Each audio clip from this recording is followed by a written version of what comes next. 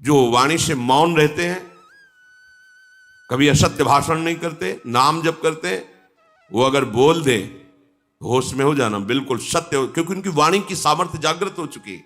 हर इंद्री को जब भोगों से रोक दिया जाता है तो उसके अंदर अपार सामर्थ्य आ जाती है। पर यह बात सहज नहीं है।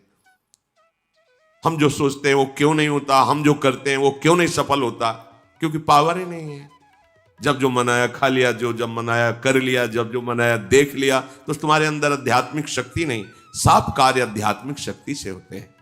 प्रभु के 2 अक्षर का नाम पकड़ ले, राम कृष्ण विष्णु शिव राधा, 2 अक्षरा, परा विद्या 2 अक्षरा, और निरंतर उसे रटे तो परमात्म तत्व का प्रेम और ज्ञान उसके हृदय में प्रकाशित हो जाएगा। सबसे उत्तम बात है नाम जप। संतों के पास जो है मूलधन वो नाम है, भगवान की महिमा है। वो जब आप सुनते हैं, नाम जब करते हैं, उनके प्रति भाव रखते हैं, आपका मंगल होना प्रारंभ हो जाता है। यदि आप नाम नहीं जप कर रहे, सतमार्ग में नहीं चल रहे, तो आप लिख लेना, कहीं भी जाओ आपके हाथ में आखिरी में पराजय ही लिखी रहेगी, आपको परास्त होना पड़ेगा। अगर नाम है तो फिर कहीं जाओ या ना जाओ, विजय तुम्हारे हाथ में है। बस धैर्य पूर्वक सिद्धांत को समझो। हजारों बार कहा है, जब आप नाम जब शुरू करोगे तो पहले वो मल का नाश करता है, अनर्थ निवृत्ति करता है, जो आगे आपको भयानक जन्म मरण रूपी कष्ट, भयानक विपत्तियां देने वाला, पहले उसको भस्म करेगा। अब ये शरीर तो बन गया है प्रारब्ध से, इसको तो समय समय पर जो दुख सुख का विधान है वो आएगा। नाम जब उसको सहने की सामर्थ्य देगा। अश्रद्धा की जरूरत क्या है? अश्रद्धा किए तो पूर्व संस्कार आपके आगे तक आपको सताते रहेंगे। मान लीजिए ये वो औषधि जो जड़ मूल से रोग का नाश करती है। नाम लेत भव सिंधु सुखाई, करहु विचार सुजन मन माही। सूख जाएगा, तैरने की नाव की भी जरूरत नहीं। नाम लेत भव सिंधु सुखाही, सब नष्ट हो जाएगा आपका दुख संकट। सत्य वस्तु को कोई स्वीकार करना नहीं चाहता। नाटक को सत्य मान करके, ये संसार एक माया का नाटक है, वो इसे सत्य मान करके इसे भोगना चाहता है, इसका स्वामी बनना चाहता है, मायापति बनना चाहता है। सत्य बात स्वीकार कर ले तो आनंद मगन हो जाए। पर सत्य कड़ुआ लगता है, लगता है ये ठीक है, प्रवचन करो, सुन लिया, पर हमें चाहिए ये। तो जो चाहिए वो कितने दिन के लिए, कितने मिनट के लिए। पर वर्तमान का सुख भोगी मन इतना निश्चय कर लेता है कि ये चाहिए, और अपना जीवन पूरा का पूरा जीवन चाहिए में। और जो चतुर होता है वो जाहे न चाहिए कबहू कसम, नहीं नहीं। तो वो जो चाहिए मांग रहे हैं वो उसके पीछे लुटता घूमता है, और उसके सामने सच्चिदानंद भगवान होते हैं। और जिसको चाहिए उसके सामने माया होती है, कुछ पकड़ में ही नहीं आता, पूरा जीवन निकल जाता है, कुछ हाथ में नहीं। अब जा रहे हो अपने देश, क्या है तुम्हारे पास? कुछ नहीं। यही चिंतन है, ये चिंतन तो आगे का जन्म निर्णय कर देगा। हाँ, राधा राधा कहा है, अब ये जमा है, टूटने न पावे तार, संधि बनी रहे, राधा राधा राधा राधा राधा। तो क्या बोले, ये 2 अक्षर ही तुम्हें परमात्म तत्व का ज्ञान और प्रेम प्रदान कर देंगे। बहुत पढ़ने की जरूरत नहीं है। सैकड़ों शास्त्र हैं, सैकड़ों शास्त्रों के वाक्य हैं, क्या क्या पकड़ोगे? जीवन बहुत थोड़ा है, क्या करें? बस नाम पकड़ लो। एक बार ऐसा मान करके, लाभ मिले ना मिले, हानि हो, नरक मिले, दुख मिले, सुख में, एक बार संतों की बात मान लेते हैं भाई। बहुत माना है सबकी बात, एक बार मान लेते हैं। अब जब तक श्वास रहेगी नाम जपेंगे, निहाल हो जाओगे, देख लेना। पर ये ऐसा नहीं कि कुछ दिन ऐसे थोड़ा जपे और देखें कि लाभ हुआ कि नहीं। तो लाभ तो हुआ है, पर तुम देखने लायक नहीं हो उस लाभ को। तुम्हारे अंदर दिव्य दृष्टि थोड़ी जागृत हो गई कि हमारे पूर्व संस्कार इतने जमा थे, नाम ने भस्म कर दिया। अब वो देखो तो नाच पड़ो, पर वो तो दिखाई नहीं देता। वर्तमान की विपत्ति दिखाई देती है, जो शरीर रचने के समय निर्धारित कर दी गई थी कि इस तिथि को इस समय से ये तुम्हें दंड मिलेगा। अब नाम पहले पीछे का तुम्हारा भस्म कर रहा है। अब अज्ञानी जीव वो सोच रहा है हम पीछे थे भी कि नहीं थे, हम तो अभी देख रहे हैं। पर ये ऐसा नहीं कि कुछ दिन ऐसे थोड़ा जपे और देखें कि लाभ हुआ कि नहीं। तो लाभ तो हुआ है, पर तुम देखने लायक नहीं हो उस लाभ को। तुम्हारे अंदर दिव्य दृष्टि थोड़ी जागृत हो गई कि हमारे पूर्व संस्कार इतने जमा थे, नाम ने भस्म कर दिया। अब वो देखो तो नाच पड़ो, पर वो तो दिखाई नहीं देता। वर्तमान की विपत्ति दिखाई देती है, जो शरीर रचने के समय निर्धारित कर दी गई थी कि इस तिथि को इस समय से ये तुम्हें दंड मिलेगा। अब अज्ञानी जीव वो सोच रहा है हम पीछे थे भी कि नहीं थे, हम तो अभी देख रहे हैं। तुम्हारे देखने से नहीं है, तुम्हारे अनंत जन्मों का हिसाब जमा हुआ। तुम अविनाशी जीव हो, बार बार शरीर पकड़ते हो और छोड़ते हो, उसके बीच में जो कर्म होता है तुम्हें उसको भोगना पड़ता है। ये भागवतिक सिद्धांत है, तुम्हारे ना कहने से थोड़ी हो जाएगा। तो जो बोध है, मोक्ष है, प्रेम है, ये आपको सहज में प्राप्त हो जाएगा यदि दो अक्षर द्व्यक्षराद अभिसंधाय अपनी जीभ से जोड़ते रहो, राधा राधा राधा राधा। जिसके मन में इस बात पर विश्वास ना हो, संशय भरा रहे, तो वो सुन ले, ना उसे इस लोक में ना परलोक में उसे सुख की प्राप्ति नहीं हो सकती। हित ध्रुव जो विश्वास है तब ही सुधरे बात, ना तर माया पंथ में फिरे जो टक्कर खात। ए नाम पकड़ लो, मान जाओ, हृदय की बात कहते हैं, ऐसा बचाता है, पूरे जीवन देखा है। अगर वो ना हो तो माया ऐसे जाल रचती है कि लगता है अब क्या, तब लगता है नहीं, ये चकाचौंध माया की नाम नाम, वो एक इतना मजबूत पकड़, वो फिर माया हिला नहीं पाती, वो पकड़ पार हो जाता है। ऐसे ऐसे मगरमच्छ हैं इस माया में कि लील जाए पता भी न चले कि वो था भी कि नहीं था। बिल्कुल मान लीजिए, इस लोक में परलोक में कहीं भी सुख नहीं मिलता जो संशयात्मा, और भगवान ने भी कहा संशयात्मा विनश्यति, जो संशयात्मा है उसका नाश हो जाता है। नाश का मतलब पतन हो जाता है। ज्ञान मोक्ष तो बहुत दूरी की बात है, उसे शांति सुख भी प्राप्त नहीं होता। इसलिए जो ज्ञान वृद्ध पुरुष हैं उनके कथन पर ध्यान दे। मार्कंडे जी कह रहे हैं, वयोवृद्ध नहीं कह रहे हैं, जो ज्ञान वृद्ध हैं उनके कथन पर ध्यान दे, उनके वचनों पर ध्यान दे। उनके वचनों से तुम्हें शास्त्रों का वास्तविक प्रयोजन क्या है ये पता चल जाएगा कि हमारे जीवन का प्रयोजन क्या है। हम जिए चले जा रहे हैं, कर्म करते चले जा रहे हैं, भोगते चले जा रहे हैं, मेरा लक्ष्य क्या है, मेरा विश्राम स्थल क्या है। तब आपको समझ में आएगा विश्राम स्थल भगवत प्राप्ति है।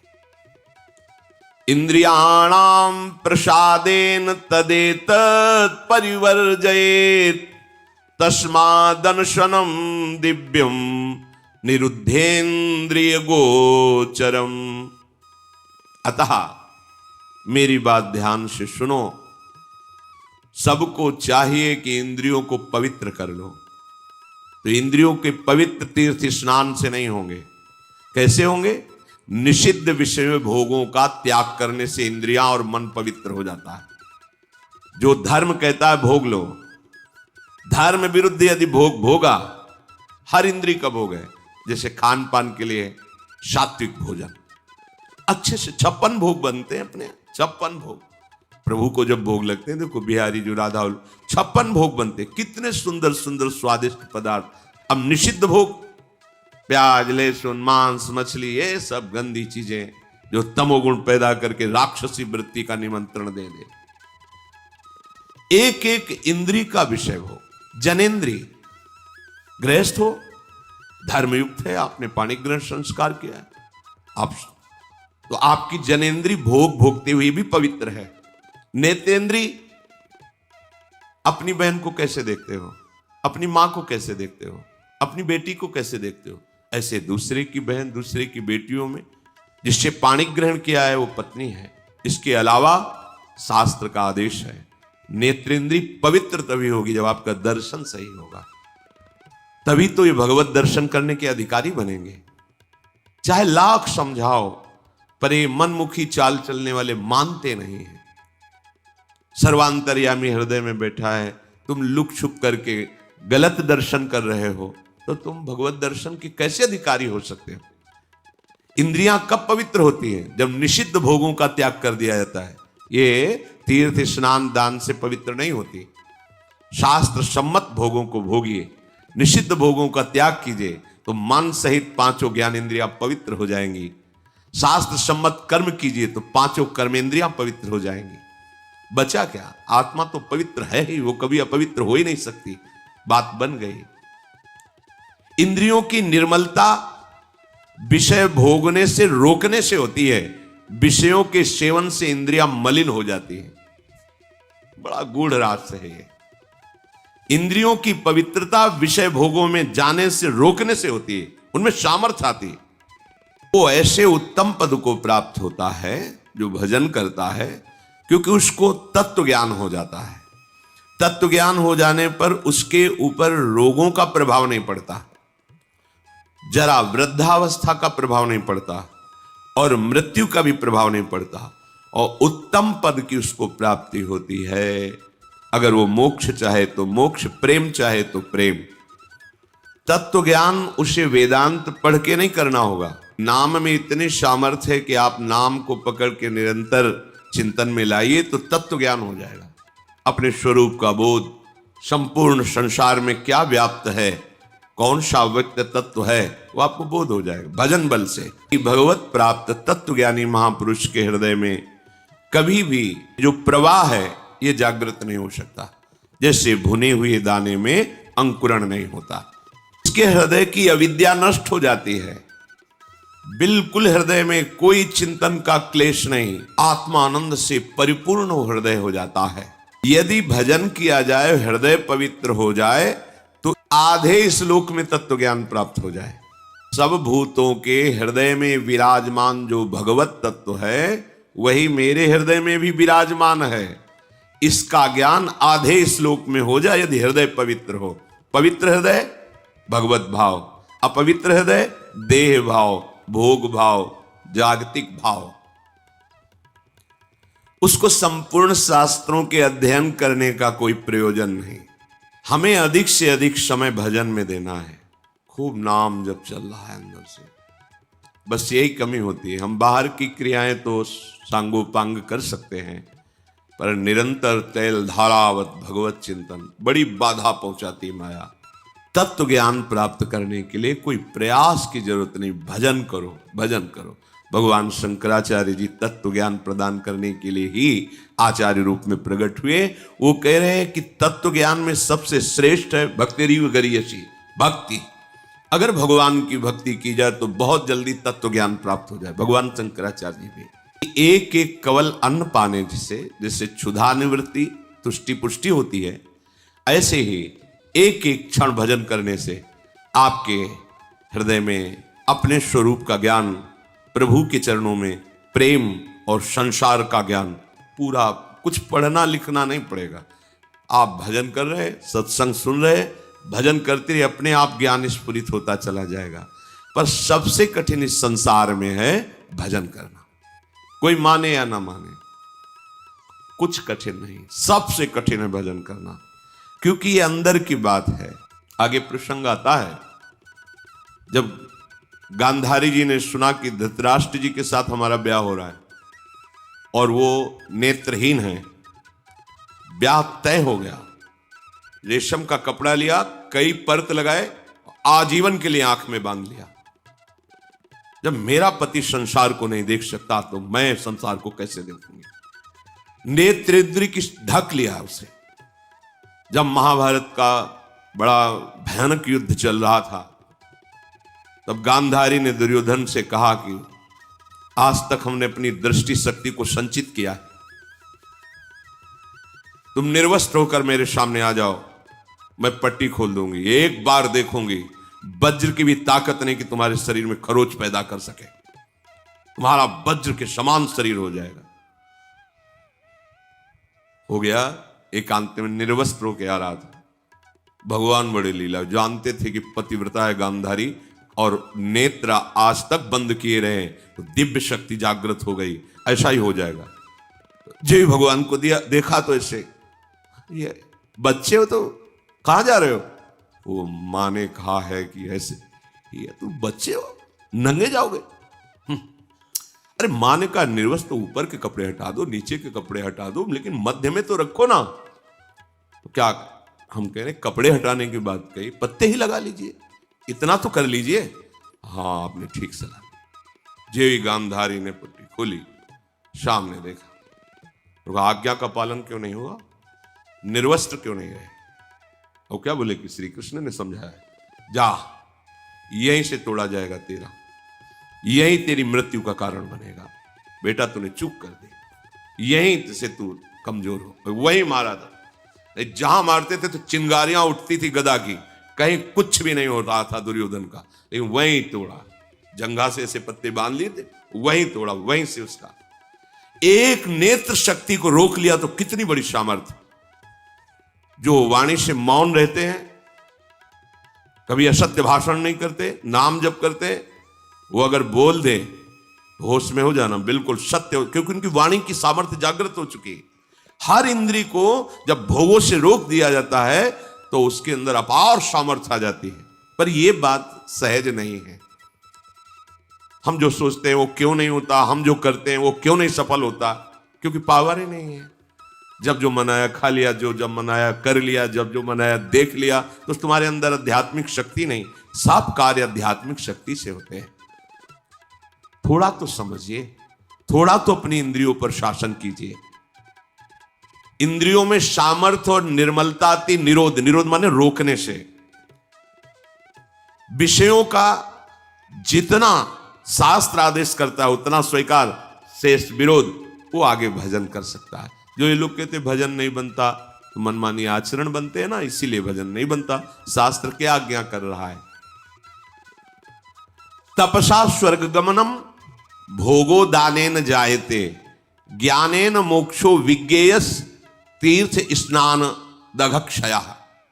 तीर्थ स्नान से पाप नष्ट होते हैं, तपस्या से स्वर्गलोक की प्राप्ति होती है, दान से अधिक भोगों की प्राप्ति होती है।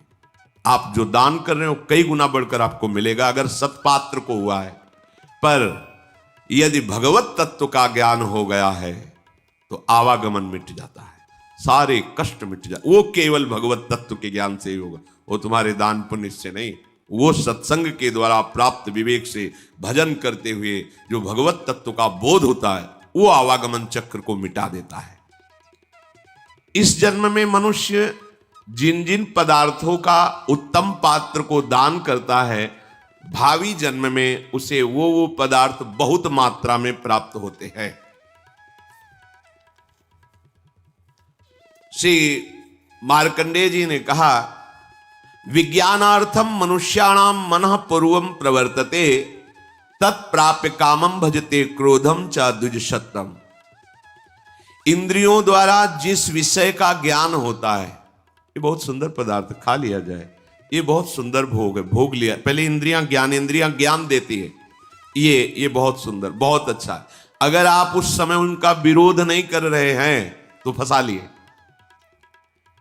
चतुर उपासक को जब वो आपके सामने भोगाकर्षण प्रकट करे, उसी समय विवेक के द्वारा, बहुतों ने इसको भोगा सुखी हो जाते हैं ना, बहुत जन्म में तुमने भी भोगा सुखी हो जाते ना, नहीं है ना। हम धर्म विरुद्ध आचरण नहीं कर सकते, अभी तक किया अब नहीं करें, ये शुरू कर दिया विरोध, अब वो जलाएगी। प्रमथन स्वभाव वाला मन, प्रमथन स्वभाव वाली इंद्रियां जलाएगी, उसको तुम सह जाओ। बस सहन नहीं कर पाते।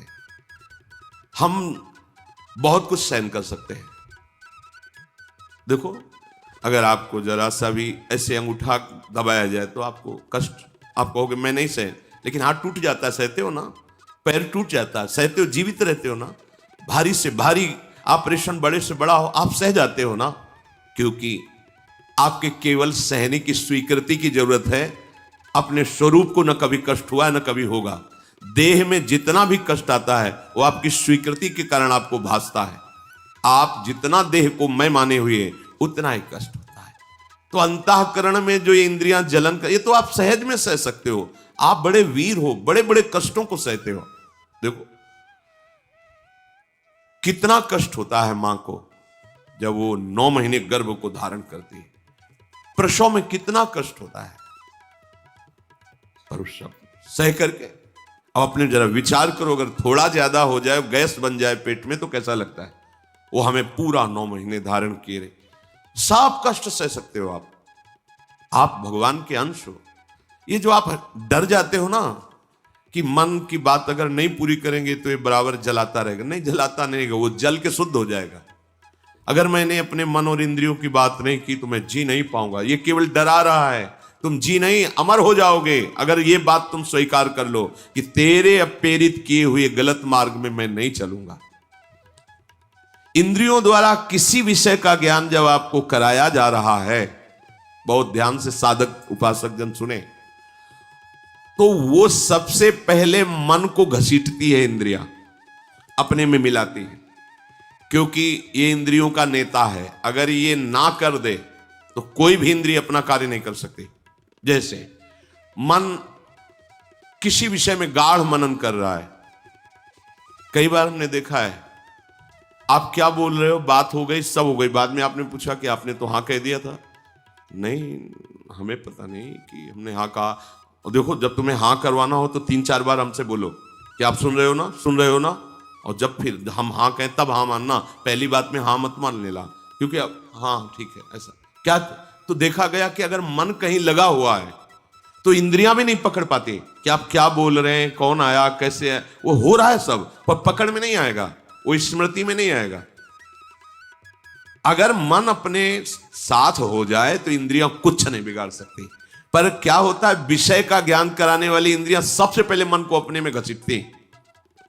जहां अपने मन में इंद्रियों की प्रियता विषय भोगों में, और वो तीनों एक हुए, और अगर बुद्धि में विवेक नहीं है तो मन तत्काल बुद्धि को अपने अधीन कर लेता है। इस कहने में बहुत देर लग गई, अधीन करने में नहीं लगता। और जहां बुद्धि अधीन हुई तो उस विषय में राग या द्वेष हो जाएगा। प्रतिकूल है तो द्वेष हो जाएगा, अनुकूल है तो राग हो जाएगा। दोनों में जलन होती है। राग में जो हर्ष होता है वो शोक में परिणित हो जाएगा। अगर राग का हर्ष स्वीकार न हो तो शोक छू नहीं सकता। यह अध्यात्म है। जब किसी विषय में राग हो जाता है तो मन तत्काल संकल्प बना लेता है, राग में भी और द्वेष में भी। ठीक है, भोगोगे अब तुम।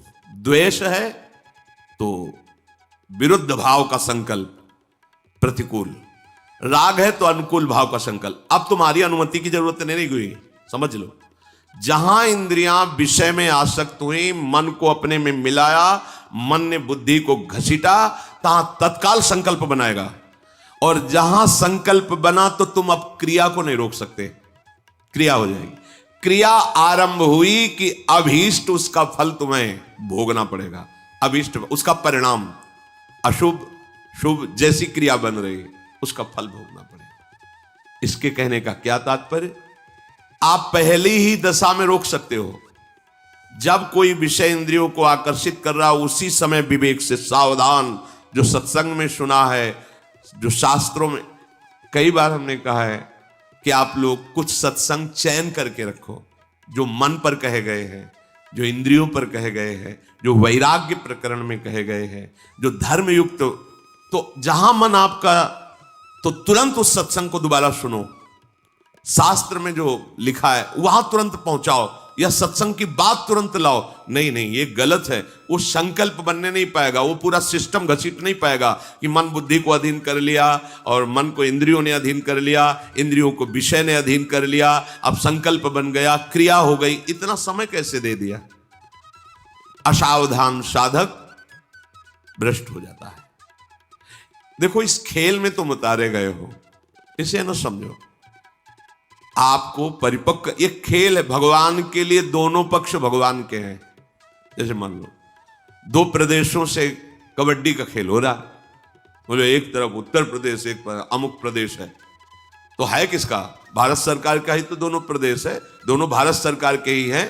पर उसमें एक विजयी होगा, एक का सम्मान होगा, और एक पराजित होगा। वो अपने हृदय में निरुत्साहित भी हो सकता है, पर है वो दोनों सरकारी।